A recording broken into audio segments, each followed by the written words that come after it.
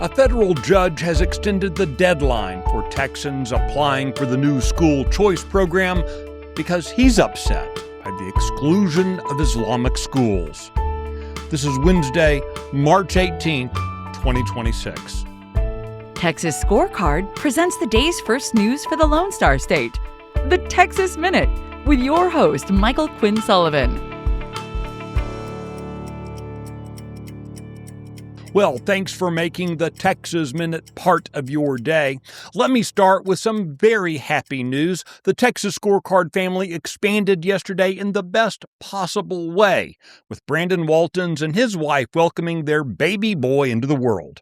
I'm happy to report that mother and son are doing well, and so's Brandon.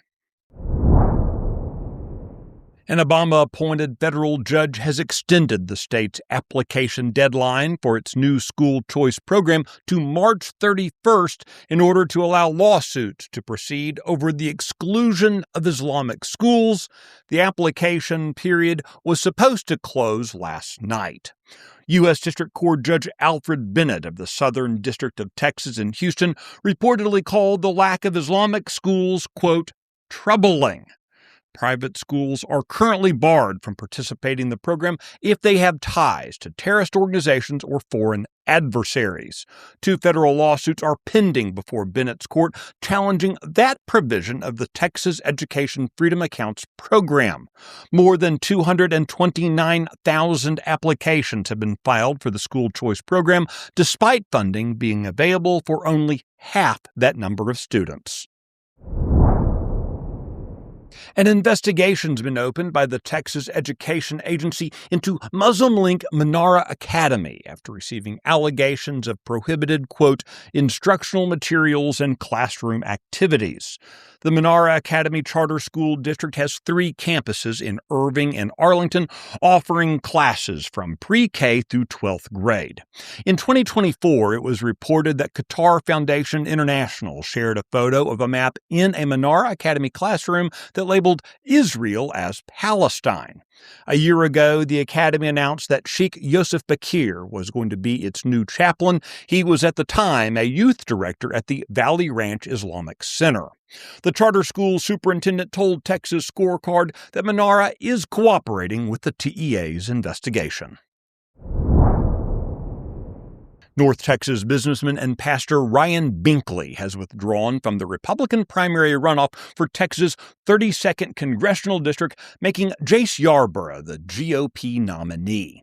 Yarborough had the backing of President Donald Trump. He received 49% of the primary vote earlier this month in a field of 9 Republican candidates. Yarborough now faces Democrat Dan Barrios in the November general election. The Texas Minute will be right back. Do you feel increasingly isolated? Like the world has gone insane and you are part of one small, clear-headed remnant? Let me be the first to tell you, you're not alone.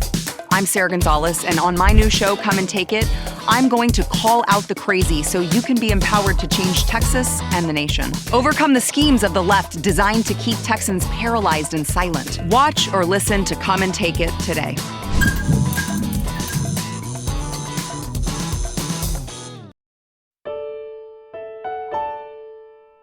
Salaries for superintendents are continuing to climb in Texas, even as school districts across the state are facing budget shortfalls and closing campuses due to declining student enrollment.